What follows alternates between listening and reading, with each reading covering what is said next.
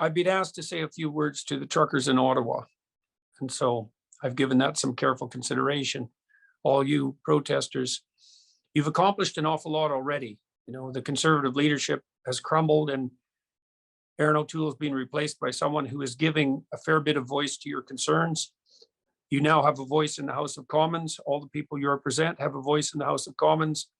You have 4 provinces that have moved quite precipitously in the direction that the protest was hoping for, starting to lift mask mandates on something approximating as reasonable a timeline as might be expected under the circumstances.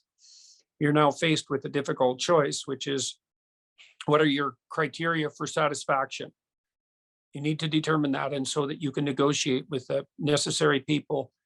You're also faced with a danger at the moment now, which is that as the political process bends in the direction that you've insisted upon, so rightly, in my estimation, more and more of you who are most reasonable are going to pack up and leave, or decide that this is done sometime over the next week or so, or a couple of weeks. That's obviously up to you, but there'll be a remnant that's much more committed in some sense to more extreme goals, and that's going to be something very difficult to manage.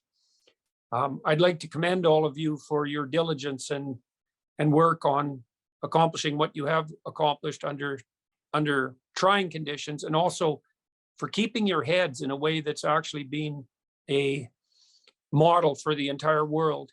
The fact that you've been able to remain peaceful, you haven't taken the bait, you haven't responded with violence to quite remarkable denigration and provocation, that's a sign of tremendous discipline and care.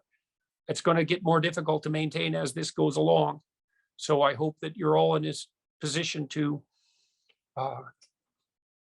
allow a sufficient victory to be sufficient, to move forward without rancor, to be grateful for the effect that you've already had and the support that you've received, and to move forward to a normative peace and the reestablishment of our country's economy and our psychological and social well-being.